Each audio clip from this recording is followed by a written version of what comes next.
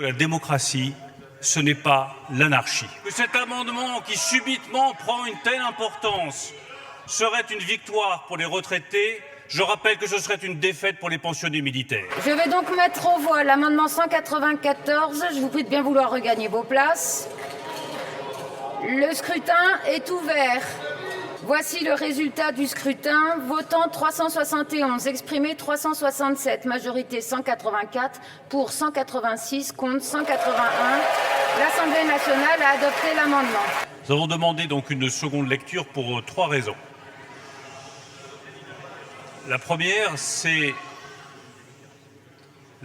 cette seconde délibération me permet de vous annoncer que nous avons pris la décision de lever le gage au Sénat sur l'amendement que vous avez porté sur le fioul, qui porte l'aide aux cuves au fioul à 230 millions d'euros. La deuxième raison, on y viendra, c'est pour ajuster l'article d'équilibre, en raison notamment des dépenses supplémentaires qui ont pu être engagées. La troisième raison, c'est l'amendement qui figure au tableau, c'est que nous avons une difficulté que je n'ai pas cachée avec l'amendement porté par Charles de Courson, l'amendement 194, qui augmente les retraites des salariés du privé pour 500 millions d'euros. Alors, la proposition de Charles de Courson partait d'une bonne intention, qui était de savoir si, oui ou non, les retraites pouvaient à nouveau être revalorisées au 1er janvier 2023. Je lui avais dit, je le lui confirme, oui, il est probable que les retraites, étant donné le niveau d'inflation, seront revalorisées en janvier 2023 en tenant compte de l'augmentation des 4%. Et je rappelle que l'augmentation des 1,1 de janvier plus celle de 4 couvre le montant de l'inflation et il y aura bien une nouvelle augmentation en janvier 2023.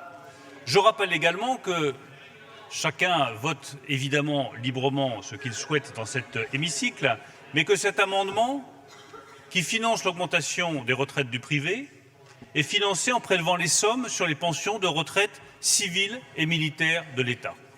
Ça ne me paraît pas juste, ça ne me paraît pas une bonne solution.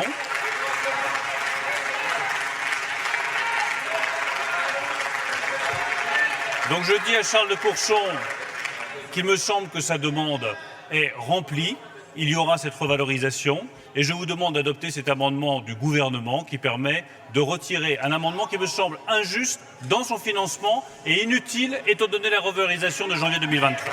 Je voudrais dire à Monsieur le ministre, solennellement et calmement, parce qu'il n'y a pas besoin de s'énerver. Monsieur le ministre, en procédant de la sorte, vous l'avez dit, c'est votre droit d'un point de vue du règlement, mais en procédant de la sorte, vous êtes en train d'abîmer très fortement ce Parlement. Donc je voudrais juste vous inviter à revenir sur cette méthode pour qu'on fasse en sorte de poursuivre l'examen législatif dans des bonnes conditions et pas comme vous êtes en train de le faire, parce que vous savez très bien que le message que nous allons envoyer ce soir par votre seconde délibération est un message désastreux pour notre démocratie. Nous allons donc maintenant procéder au scrutin. Je mets donc aux voix les amendements 21 et identiques. Je vous prie de bien vouloir regagner vos places. Le scrutin est ouvert. Le scrutin est clos.